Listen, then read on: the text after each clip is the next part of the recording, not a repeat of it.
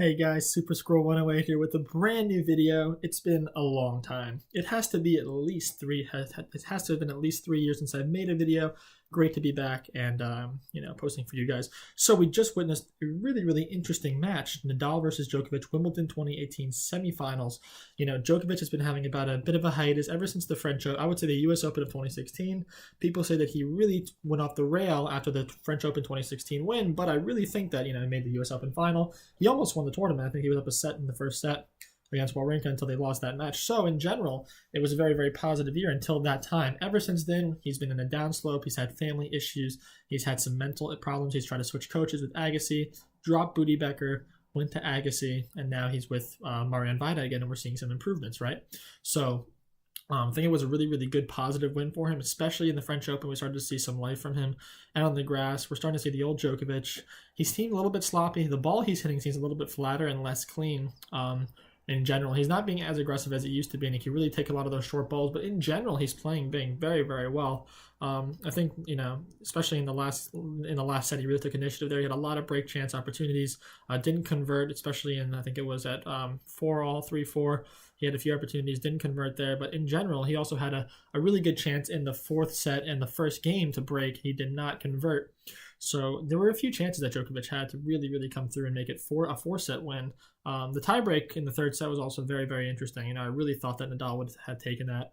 Kind of choked a little bit. Djokovic did play pretty clutch. But, it was a really strange match, especially in the third and fourth sets. Especially in the fourth set, you would see, very different level drops. Djokovic would drop level, Nadal would drop level, and it would just continue to switch on and off, right?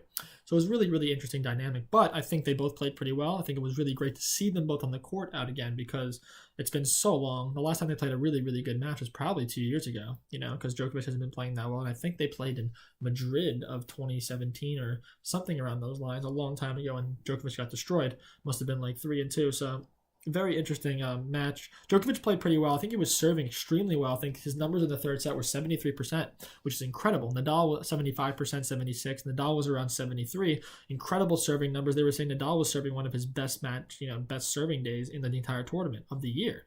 They were both serving in the mid-high 70s, which is incredible. Djokovic hitting a lot of clutch aces. He started to hold serve a little bit easier in the fifth set, I noticed, having a lot more. Nadal was missing some easy returns. But in general, Djokovic played really well. He was really using the court. He would bring Nadal out to the forehand a lot, his backhand and Nadal's forehand, to open up the angles.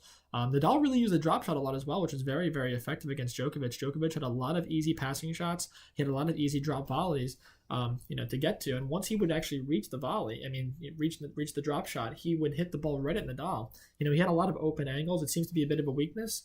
Nadal's main strategy here was to do the forehand down the line.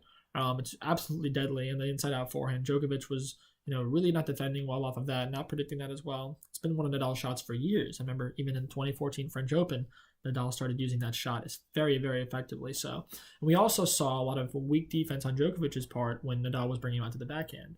Djokovic seems to have enough space to actually be able to hit a pretty good ball, but instead he chooses to slide and do kind of a split, and it puts him in a really tough position, especially when going to Nadal's forehand. What I did notice, especially in the fourth set and when Nadal broke, he was starting to be very aggressive off the backhand as well. So we saw a lot of good things from both players. Weaknesses, Djokovic seemed a bit inconsistent, wasn't really capitalizing on break points, could have been a little bit more aggressive. I think he was being very passive. There were a few points where he was hesitant to come to the net. Nadal really taking initiative at the net, really hitting that forehand down the line to open up the forehand on Djokovic's side, and then coming in with the drop volleys. Very effective play against Djokovic. And I think Nadal's backhand was much improved, especially the down the line backhand and really opening up the court and allowing himself to come to the net. Djokovic seemed a little bit more hesitant to come to the net, but in general, both players played very well. Really good positive match for both. I think it's going to, throw Djokovic is back in the mix. I'm a little concerned about the final with Anderson. Anderson obviously having a 5-set, 6.5-hour marathon with John Isner. It's going to be really tough to come about that because I just think it's going to be really hard. Long match. At least Djokovic might have a little bit of an advantage. Huge advantage, of course. He did go 5 sets at the same time playing against Nadal, but he also has played on Saturday. He played a little bit on Friday night, a little bit on Saturday morning. So as a result, Djokovic might be a little bit more fresh in terms of actual match play. He only had to play an hour or two today. So we'll see how that goes. I'm predicting a Djokovic win in 4 sets. I don't think Anderson can bring him to 5 just because of the fatigue. Even if he wasn't tired, I don't think he can bring him to 4. Djokovic is way too confident. He's been in this position far too many times, and I really think it's going to be I don't think the final's going to be very entertaining. But I've been proven wrong before. So anyway, guys, please leave comments down below if you guys disagree or agree with anything that I've said. We're looking forward to the final tomorrow, and we'll see who wins. And hopefully it's Djokovic with a 13th major. Nadal had a really good run, very impressive. He hasn't made the Wimbledon semifinals since 2011, so he hasn't even made it past the quarters in 6 years. So 7 years actually. So very, very big improvement. He almost had it. Especially in the tiebreak. I think the tiebreak belonged to Nadal, but you can't really say that with the result. So we'll see you guys tomorrow for the final. Thanks for having me back. Super Scroll 108, always there for you. Peace.